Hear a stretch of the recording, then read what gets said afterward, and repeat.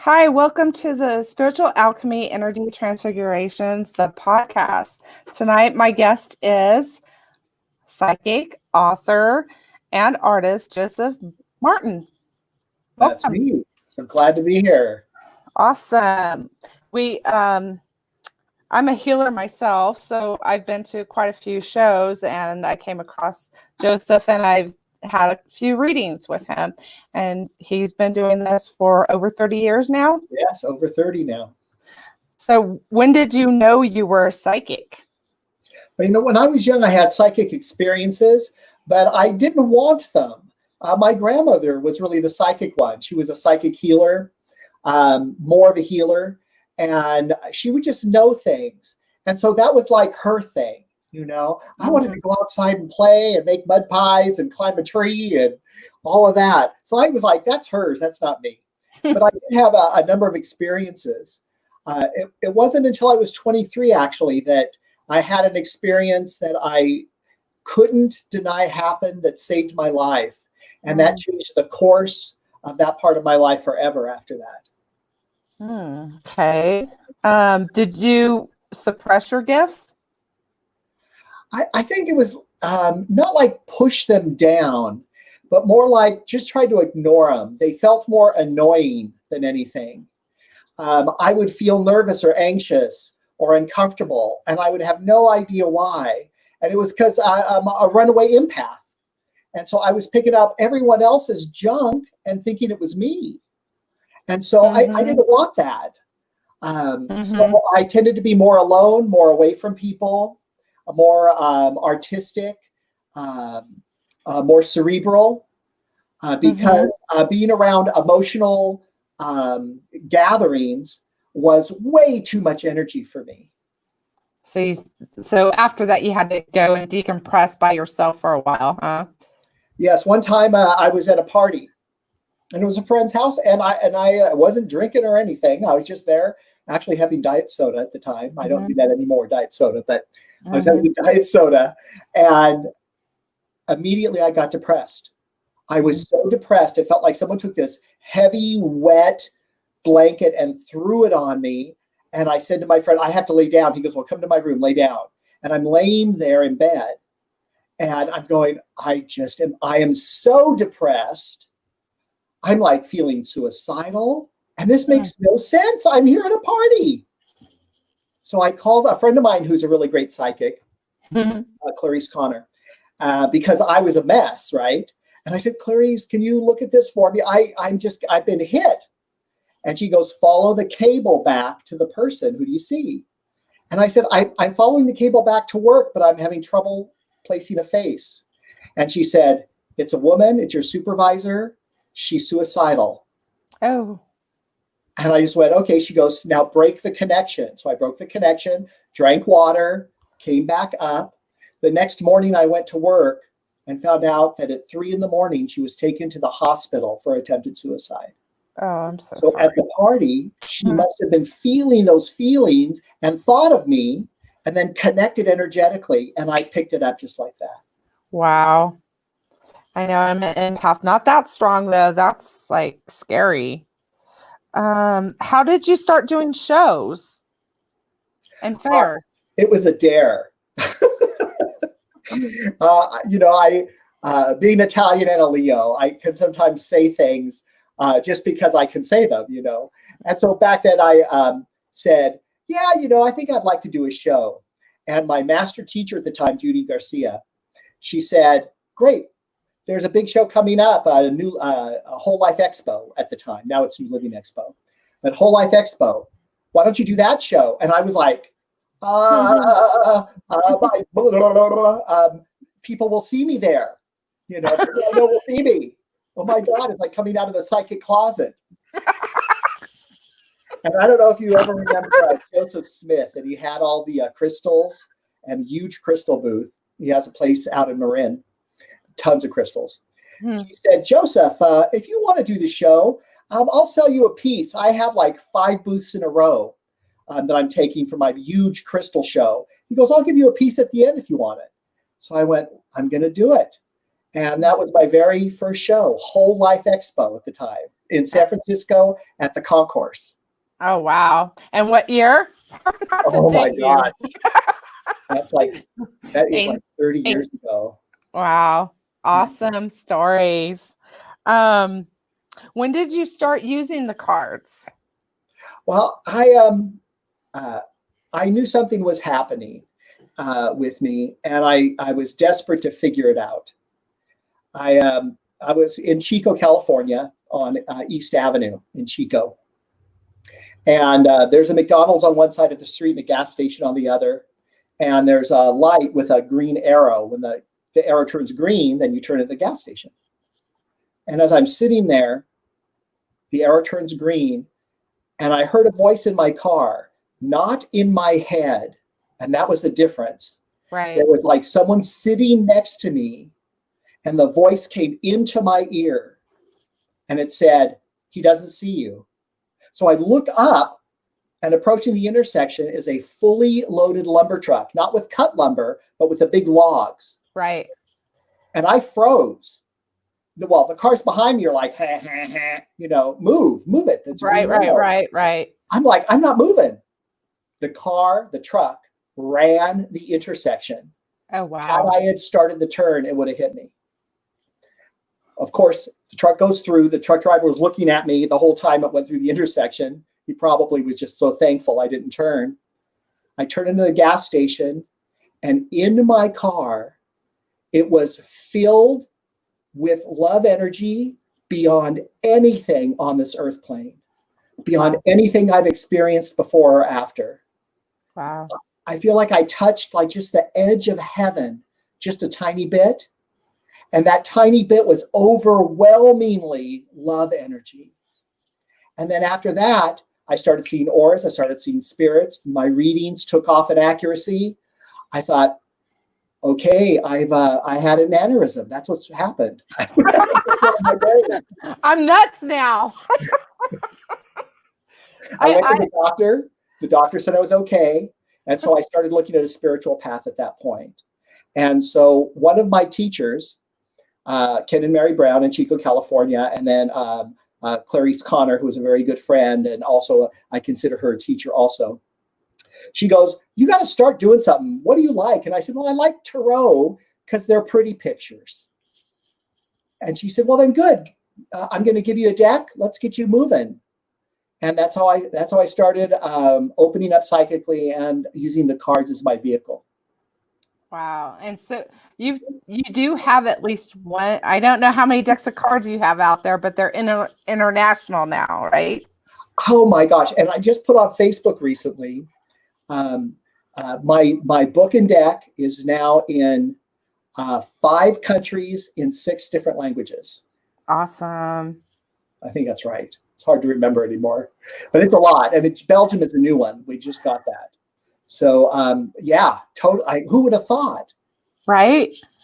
You go with spirit, right? Yeah. So you did say it was your grandmother that had the psychic abilities. Oh yeah, she was very much a healer, and she was also psychic. Anybody else? Sibling? My mom kind of has it, but she really has pushed it away. It was not a comfortable thing for her. She was young and had 2 children, divorced, and her whole mindset was survival, the family. Right. I'm a mom. I understand that totally. Did you have any abuse or trauma that you had to heal from through your journey? I feel like any abuse or trauma I suffered really came from society rather than like family. I was a very fat young person, and my top weight was 350 pounds. And I felt a lot of pain being large in this world. I remember walking down the mall and having this group of teenage girls follow me and make pig noises behind me as I was walking down the mall. And, that's just one of the things I kept anyway. My master teachers at that time, when I was talking to them about this, Ken and Mary, they said, we're going to help you with this because your outlook and your energy is going to determine your reality. Would you like that reality to change? And I said, yes, I would. And they said, we're going to help you do it. And so I spent a lot of time working to change that reality. I mean, both in the physical, but also in the energetic, the spiritual, mental. Yeah, the emotional part of it. Yeah. I'm doing my own path, so I totally get it. And a lot of healers have to go through much more than that, or similar. They have their own stories. What are the most common questions you get asked as a psychic? Well, after a show, when all us psychics and healers go out to dinner together, which we often do, we laugh because what are the top 3 questions? Starting with number 1, the most top asked question, love. Exactly. Yeah. Number 2, money. Yeah. Number 3, health. In that order. How about the most interesting questions you've ever been asked? I think I had one experience, two that are similar, but that were very impactful for me because, I still have a logical mind. I still have a brain. I graduated on the dean's list. When I went back to school to learn different film techniques, I was a 4.0 student. So I'm not a slacker. I got a brain. It actually really works. So what happens when I do readings sometimes is I get the message for somebody, what I'm supposed to say. And then my smart brain kicks in and goes, what the hell are you going to say that for? I mean, look at that person. Don't say that. Right? So I'm at a fair, and I believe it was in San Rafael, California. And a woman comes and she sits down at my booth. And she's got like jewelry, gold stuff on her fingers and, chains. Sparkly. Beautiful scarf, perfectly dressed, this big hat with a scarf on it, right?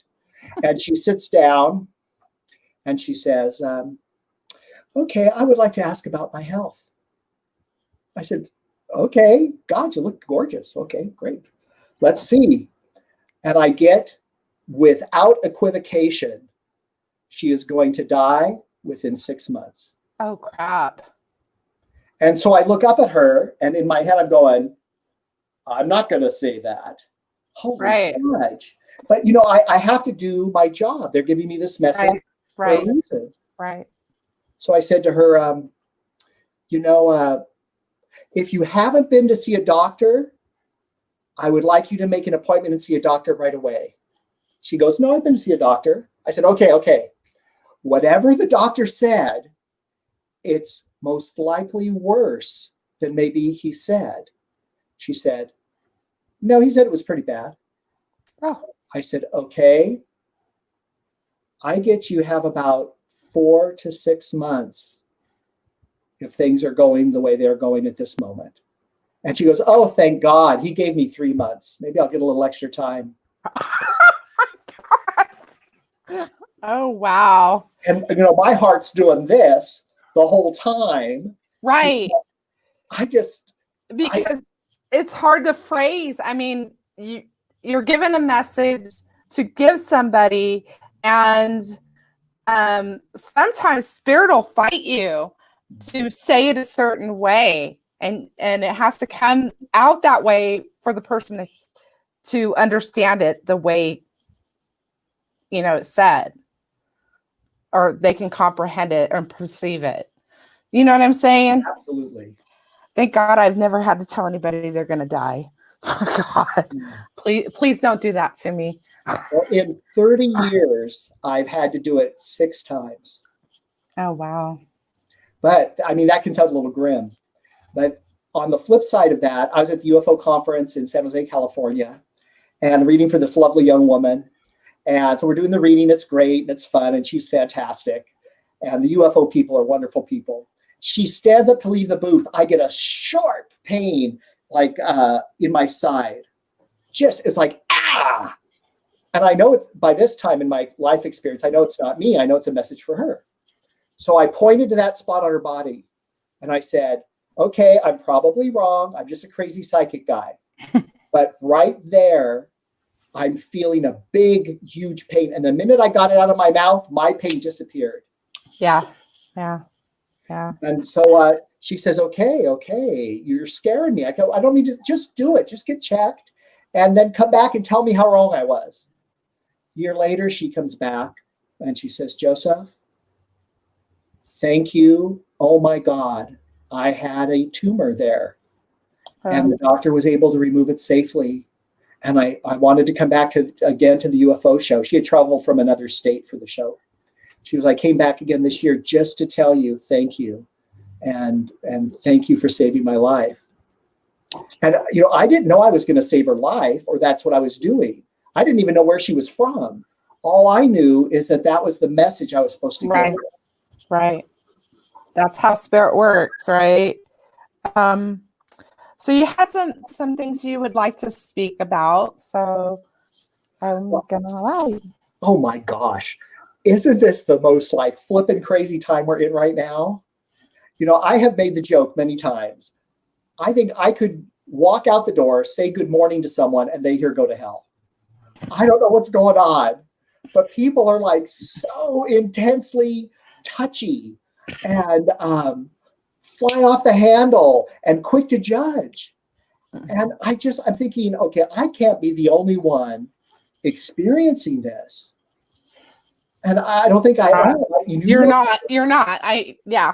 People are touchy. It's get away. And there's a lot of reasons for that, actually, I believe.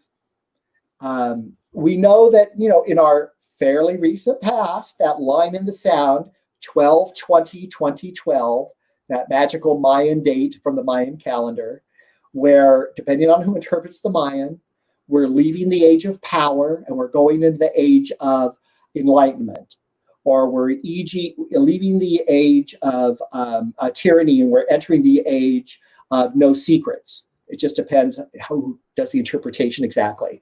But the basic energy of what they're saying, without knowing the exact words of Mayan, which is very hard, because most of it was destroyed, means that we're leaving this age of what I'm going to say is power, and we're entering the age of no secrets. And the internet's a big part of that. Mm-hmm, mm-hmm. And my master teachers would say to me, things aren't getting worse. We're just seeing them for the first time. That's all it is. It's always been there. Right, exactly. And it's good we're seeing them because we get the chance to fix them for the first time.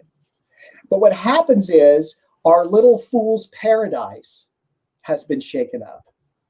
And we can no longer just pick daisies and roll down the hill, with Laura Wilder and, chase our dog around the grass.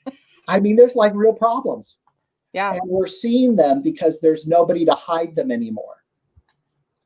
So what's happening with people? They don't have the tools or the experience on how to handle this.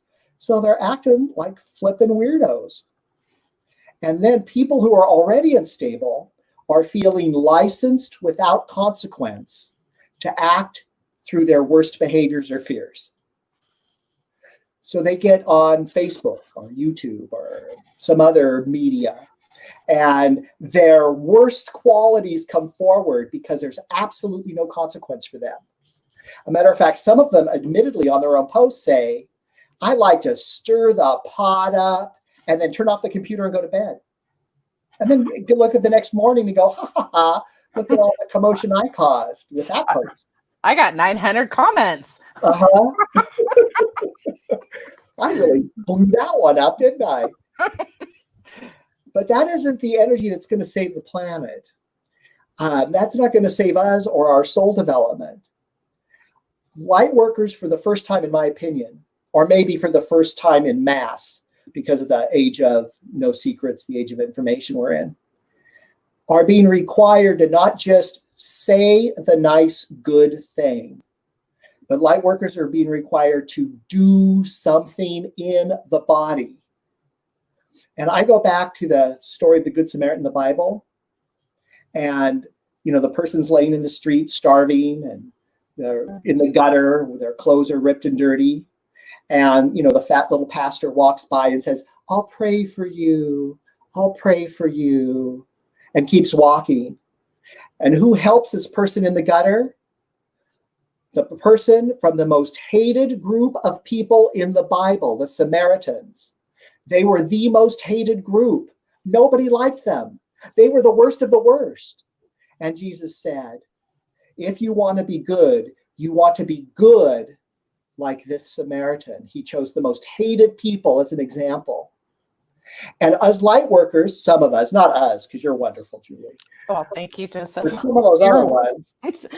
Yeah, there's some out there that are questionable. They do like the big fat pastor walking by. I'll pray for you. I'll send you some positive energy. I'll do a little affirmation after lunch. But that is good. That's a good place to start. That's like a first thing you can do, easy. But then you're in the body for a reason. So you got to do something in the body physically to make a difference because you're in a body. And now that comfort zone for a lot of light workers isn't there because they don't want to do anything good. They just want to say the words. But we're being called as spiritual warriors now, as Daniel Brinkley talks about, not only in his book, Saved by the Light, but others. We're being called as spiritual warriors now to come forward and usher in this new age of knowledge and enlightenment. We are it, you and me, and the people watching, we're it. Mm-hmm. We're it. That's why I'm doing this. That's why I'm doing it. So more people get enlightened. So for me, having done shows for 30 years, I started when I was very young, of course. I ran into a lot of people. I had a lot of psychics and healers and every flavor and shape and size and talent and variation you can think of. And I've run into some of the most fantastic people I've ever met in my life. And I've run into people who have yet to become the fantastic people they could become if they just tried a little harder. And more importantly than this variety within a group, because within any group, there's really great people, and then there's people who need to learn how to be great. More importantly than the variation within this group is the call to our group. The people, my teachers used to say, the person with the most knowledge is responsible for holding the torch. That's how it works. And I said, baloney, my arm's tired. Why do I always have to hold the torch? Right? I'm pooped. And my teachers laughed and they said, oh, well, the person with the most light is responsible for holding the torch. And at first I resisted. And now to me, it's a loving, comical, fun, joyous place to be, to walk into a dark room and light a match. Yeah. And see what happens. I'm not quite there yet, Joseph. I'm getting out of my comfort zone doing this. So well, we don't have to lead the parade, but we can all weed our own garden. We can all do a little work right where we are. Right, exactly. Necessary. Yeah. So do you have something else you wanted to go into? Well, there's so much craziness, and we've seen it just recently with the George Floyd things where bad cops acted the worst they possibly could. Crazy behavior from humans has been going on for a very long time. So this is not anything new by any stretch of the imagination. It is terrible, though. When we have to deal with, though, these crazy people, regardless of their intent, it helps us to have a few tools because we want to deal with conflict without losing our head. We want to deal with them, even though they are going to be rude, they are going to be obnoxious, they're going to be loud, they're going to be arrogant, they're going to be demanding, rigid, crazy, they're going to be all those things. And then if we allow ourselves to become defensive, frustrated, loud, withdrawn, feeling superior, because we're obviously of a higher vibration than they are, they're obviously of low vibration, we're going to end up ineffective, and confused. And that position is actually going to escalate conflict rather than resolve conflict. And we have to deal with difficult people because difficult people will go around and tell everyone how difficult you are because that's part of their MO. So if you don't deal with that difficult person, they're going to go around and they're going to say bad things about you. I almost said the word, but they're going to say bad things. Right? It's okay to say bad words here. It's okay. I don't take it as disrespect. Well, difficult people see us as the problem, not them. And that's why you see so many YouTube videos right now on narcissistic personality disorder, because there's so many people who have full-blown, NPD right now. We have to deal with these difficult people because if we don't, it's stressful for us and our physical bodies. Mm-hmm. And even if that difficult person leaves the room, we carry it, especially as empaths, right? Right. It's hard for us to let it go. We got to shake it off, and it might take a couple days sometimes. It's like that's them, not me. Exactly. They can be so impactfully bad that it takes an empath days to shake off that energy. And we can't remain resentful of those difficult people. Right. Because, there's a quote, resentment is like taking poison and waiting for the other person to die. So, that's never going to work for us. And if we stay in a cycle of conflict, that's not going to work for us either. That cycle of conflict only hurts us. Right. And, I like that one quote by Einstein too, that says problems cannot be solved at the same level of awareness that created them. So that means we have to bring in a higher level of awareness. The person with the most light has to carry the torch. We've got to bring in that higher level of, because they're not. I mean, right? Hello. Man, we already know where they're coming from. They're like a bulldozer with bad spikes. So what do we do? What do we do with all this stuff as sensitive light workers who are carrying the torch to the best of our ability, who know we have to do something in the physical body? We can't just pray about it. We got to do a deed. We got to be a good Samaritan. What do we do with this? What are some ways we can handle this? And I'm going to suggest just a couple of very easy ways right now that, they're no pain ways. There's a story about the Buddha, and the Buddha was sitting so quietly, and this very abusive man came up to the Buddha and started just hurling insults at the Buddha. And the Buddha failed to respond. The Buddha sat there in peace. And the man kept hurling now better and more hurtful insults at the Buddha. And the Buddha sat there in peace. And the man walked away. And the apprentice came up to the Buddha and says, "Master, why did you not say anything?" And the Buddha said, "If someone offers you a gift and you decline to accept it, to whom does the gift belong?" And I thought, no kidding. No kidding. Right?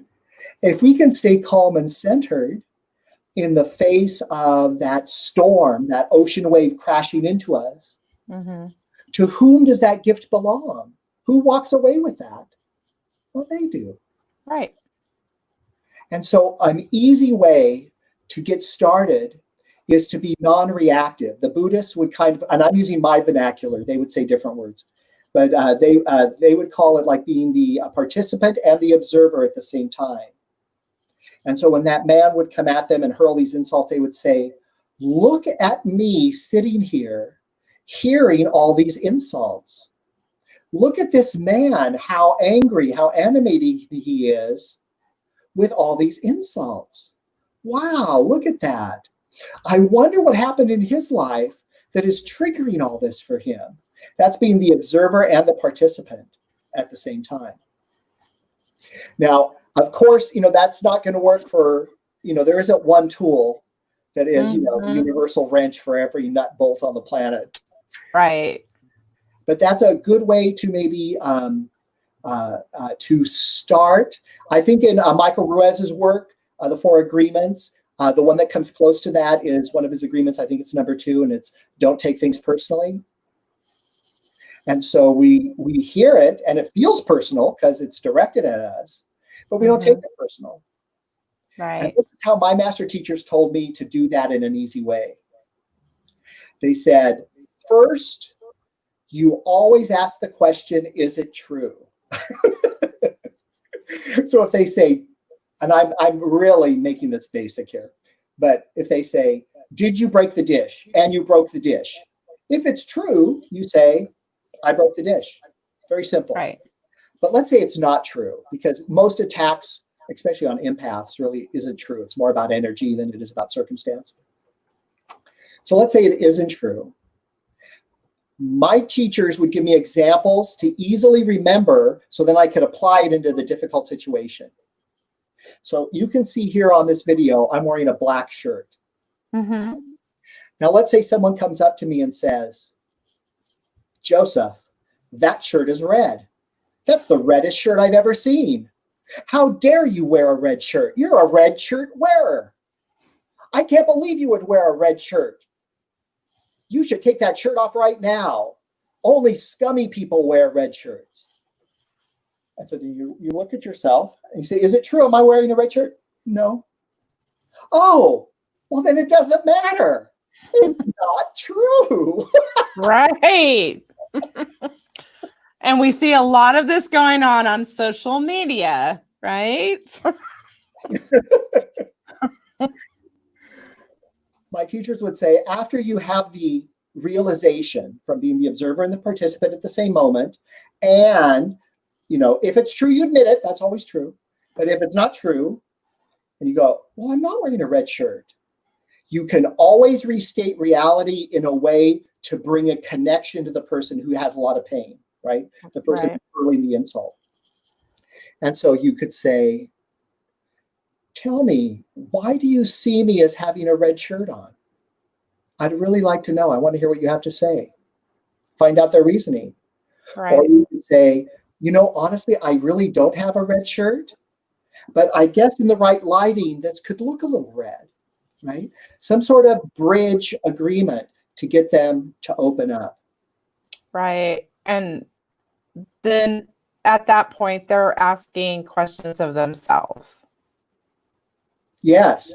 And they're not expecting that. I'm going to give you how powerful this technique actually is. In my life, when I was in college, I was actually president of the Gay and Lesbian Union. So I'd go out and do all these speaking engagements, and we had a speakers panel and all that.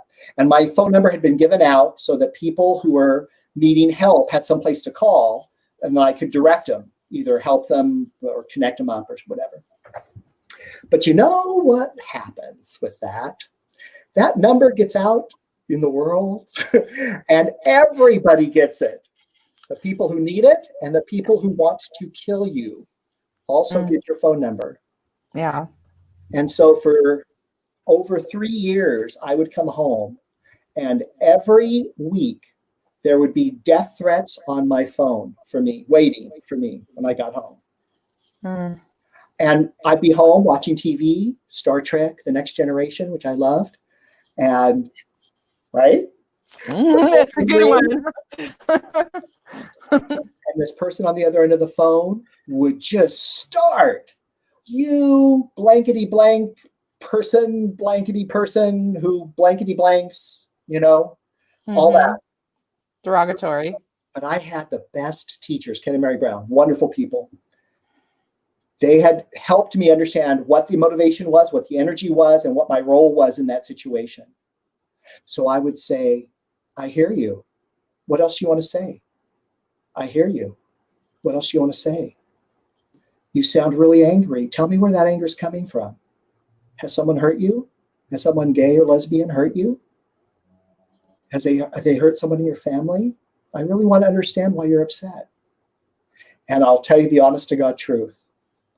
I never got that far with any phone call. After the first show of compassion, The person hung up. Wow. They ran away. Wow. And that helped me understand that I didn't need to be afraid, that I could instigate a positive change without meeting verbal violence with verbal violence. Right. And then that continuing to escalate. Right. And if they had nothing to push against, they would just dissipate. That energy would dissipate. And that I could maybe not change their life. That would be way too much to do. But maybe plant enough of a seed that in the future they go, you know, when I was in college, I was a real asshole. And I called and I harassed. But the person on the other end of that phone only showed me love and compassion. Mm-hmm. That's awesome. Hard to do. Right. Sidebar with that, just because I love happy endings. So this was the time before cell phones and answering machines had cassette tapes. Mm-hmm. When I was in college years ago. I remember those. I kept all the recordings of those terrible, nasty phone calls. And 3.5 years later, parents and friends of lesbians and gays asked me if I had any records. Of course, I had perfect records. They used all of that to get a large money grant to educate the city of Chico on gay and lesbian issues. Awesome. Awesome sauce.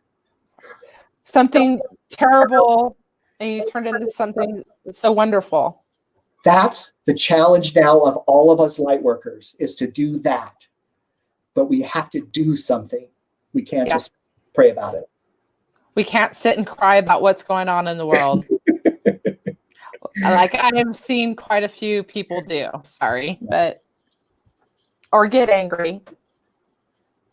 Absolutely. And just recently on Facebook, actually, quite honestly, just this week, I had posted a posting where one of my family members was in a profession which I was supporting, which that profession's being very demeaned right now. And rightly so, because there's some bad apples out there. And the person came after me with both barrels loaded of a shot-off shotgun and just did everything they could to take me down, because I was obviously a person in their eyes that deserved that kind of heinous response. I will tell you that, it took me 3 days, because I'm not Jesus, so it takes me a little time, make it happen. It took me about 3 days. But what I found out about this person who had attacked me is that 2 of their family members had been killed by police officers on the street. And this brings me full circle back to Ken and Mary. Ken and Mary would say to me, if you knew the secret history of your enemy, your heart would be filled with compassion. And here this person, they cocked that shotgun and they blasted, and then they blasted again, and then they blasted the next day, and then they blasted the next day after that. And it took me a while to get in. But once I got in, it broke them open enough to say the truth about where their anger was coming from. Right. And that's hard for us to do, because it is. That shotgun blast kind of hurts sometimes. Yeah. I totally agree. And to forgive them and see their hurt and have compassion for their hurt is sometimes very hard. It's a challenge. The only caveat to that, which I believe is absolutely true, and again, I've been gifted my whole life to have wonderful, wonderful teachers help me, is all my teachers, and I even have clients and friends who are professional psychiatrists and psychologists. They would say, great, Joseph, yeah, that works, okay, fine. Unless the person is clinically mentally ill. If they're a sociopath, if they're a psychopath, then they need drugs and therapy. These things aren't going to work with them. When you encounter someone of that level, you just get the heck out of the way. And they would say, you would never stand in front of a runaway train.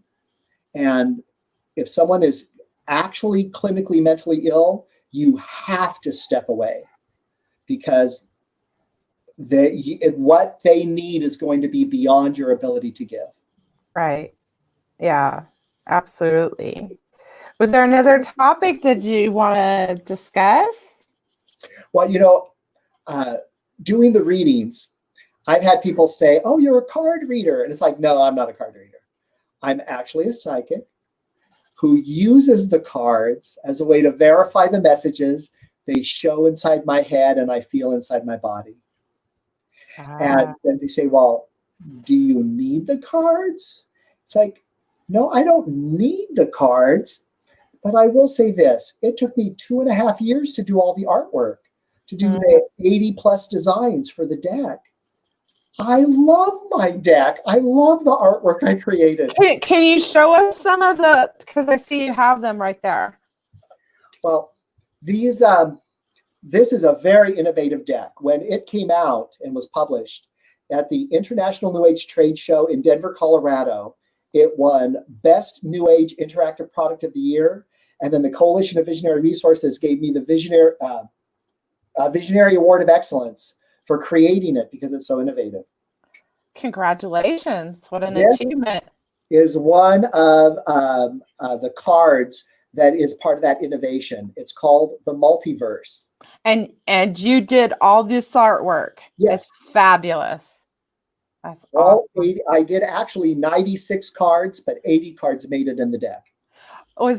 Are these computer generated graphics? Everything. So photography, computer generation, hand drawn, 3D modeling, Photoshop, everything. Oh, wow. You're very gifted. Oh, I just love doing it. If you follow my Facebook page, you'll see it like every other day is a new something popping up. Show us a couple more of your favorite cards. This is the Two of Cups, which is love. And my absolute favorite card in the deck. That symbolizes the two cups coming together with the two rings, and then the 6 doves flying in peace around the cards in this very kind of peachy, a little bit violet environment with loving water, which is deep emotion. Did you pick that card for me? That's a perfect card for you.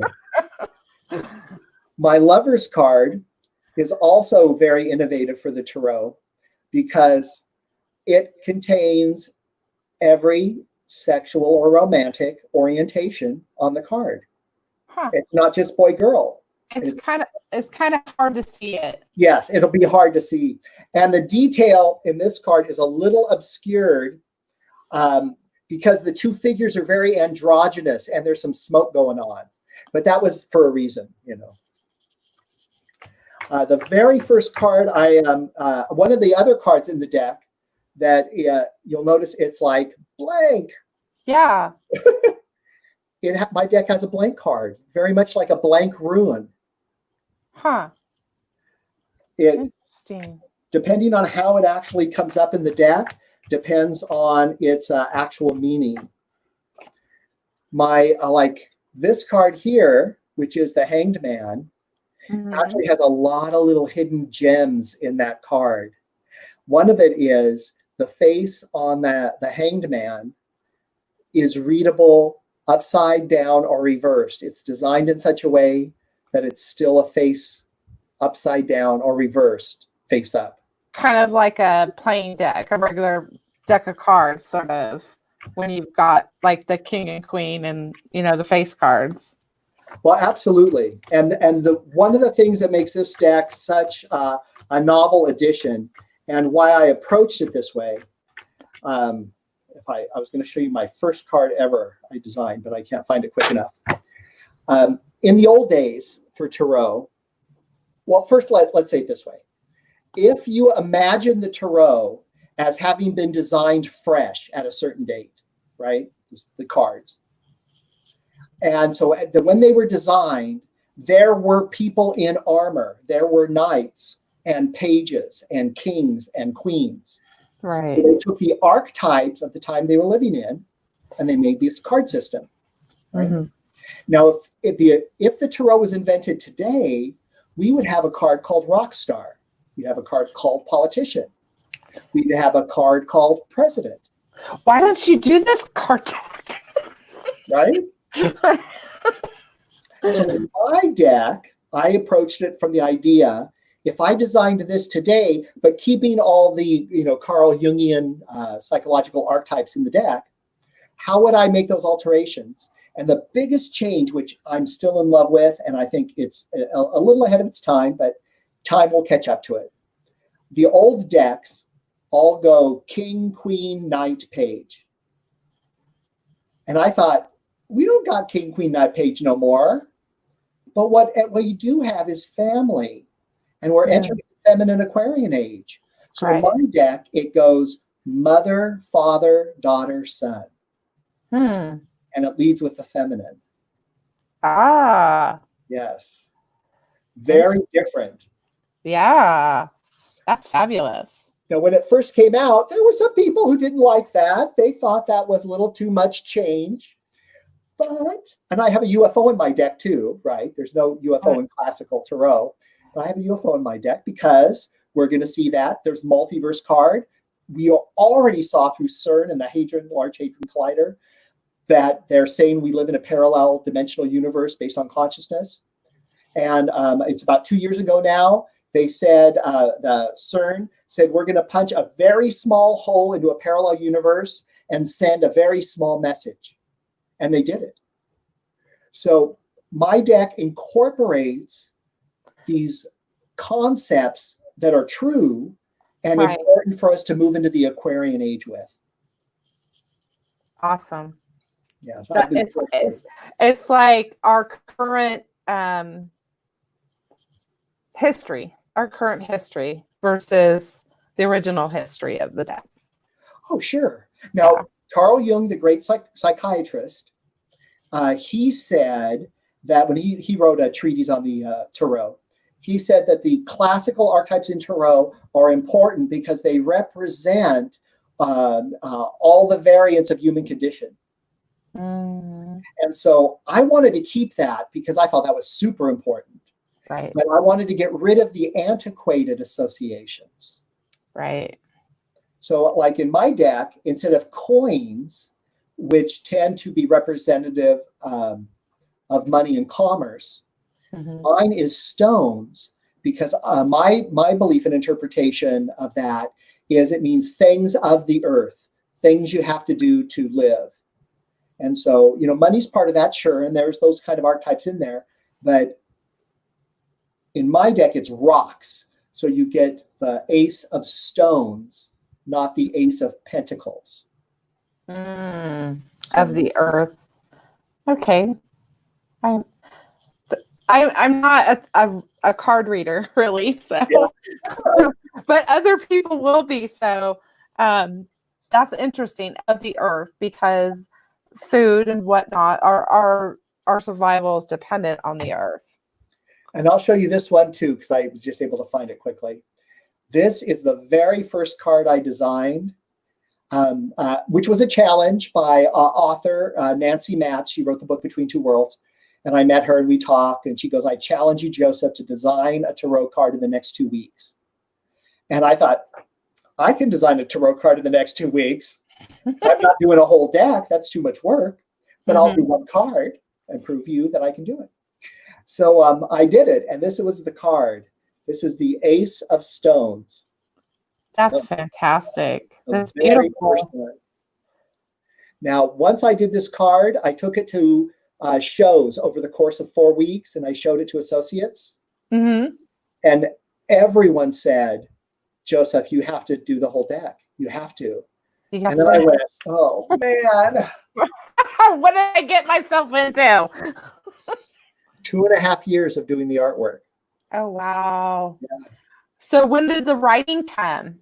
Before or after? After. 2.5 years, I channeled the designs for the cards. I would sit down, I would open up, and whatever came in for me to do, I would just do it. And then after all the cards were designed, I wrote the book in 6 months. And then there was a 3-month editing process with Llewellyn Worldwide. So it was a little over 3 years, the whole thing from start to finish, and then it was published. Oh, have you written anything outside of this? No, I haven't written another book, but I have produced over 25 DVDs on different topics. And some of those topics are? Well, one of them is like the one we've been kind of touching on tonight. Have people gone completely crazy? Is that what it's titled? Yes. Okay. And instead of the word completely, it's an expletive deleted word. That's great. I know you have one on past lives.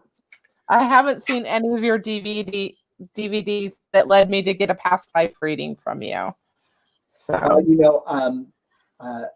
I've been traveling up and down the West Coast because that's how I do it. I know I've had people say, well, why don't you come out to the East Coast and the Midwest and do the shows there? And I have a wonderful life. My spouse of 30 years, all good. So this is all good. And I travel extensively on the West Coast. And so all those talks I've given, all those panels I've been on in all these different cities. I'm on Gaia TV now.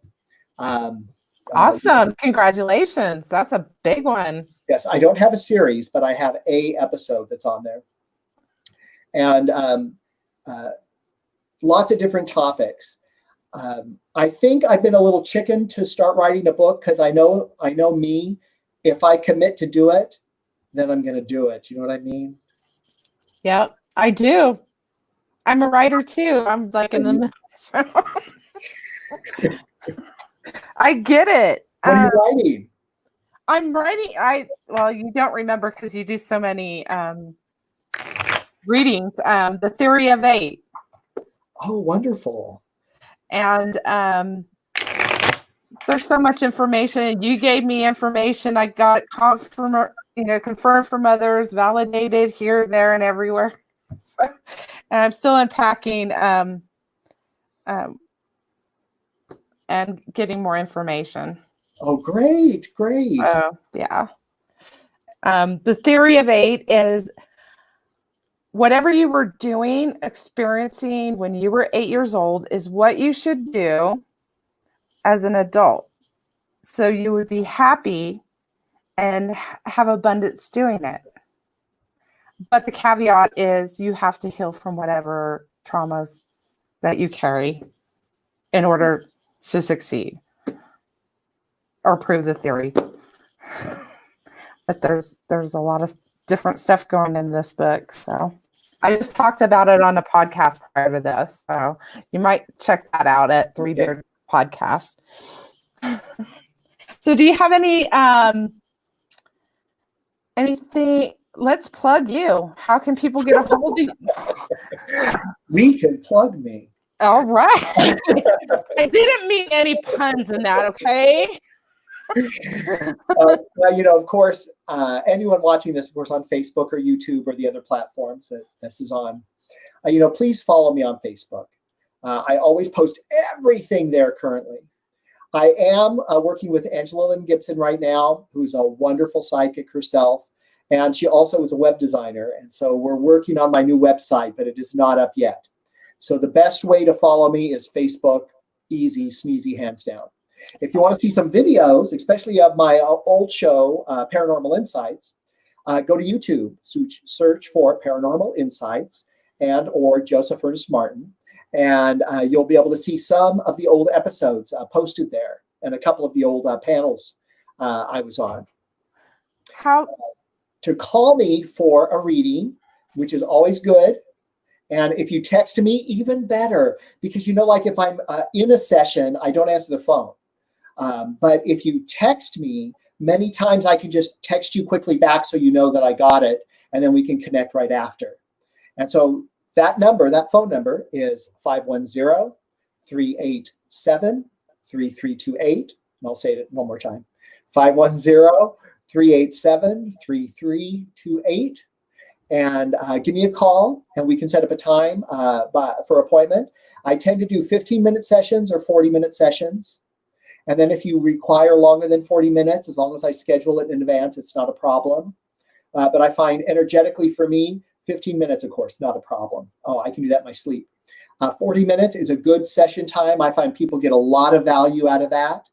And then anything after 40 minutes, it's for people who really want to explore more things, more specific things. And I have some clients who, and one right now in San Francisco who she always books 2 hours with me whenever she books a session because she really wants to work to improve her life. And so we do 2 hours at a run. It's great. Wow. Yeah. Awesome. I know I've really enjoyed your readings. I don't know when I'll come back to you because I've got some different kind of work to do. Sure. So maybe I'll come back and get like some more validation from other information I get. Hey, well, not going anywhere. So. I was going to ask another question. Do you like to dance? For about 15 years, I used to go Western line dancing. Really? Yes. I would have never guessed. With the cowboy hat and the boots. I just got a vibe that you like to dance and you enjoy it very much. It's such a great way to get outside of all the stuff that we do all the time, which is a lot of, psychic energy feeling kind of things and get in the body and break a sweat and move around. It's a good thing. Get your groove going, right? Absolutely. So I haven't been really good about asking this question because I am writing the book, The Theory of Eight. When you were 8 years old, what did you want to grow up to be? When I was 8, it's, to be real honest, it's so hard for me to have strong memories back then. When I was 8, I can tell you my mom had started dating my stepdad, police officer, Lieutenant McTurner.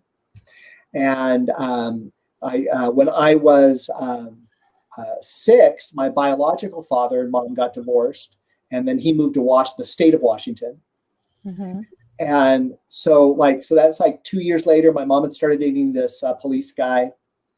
And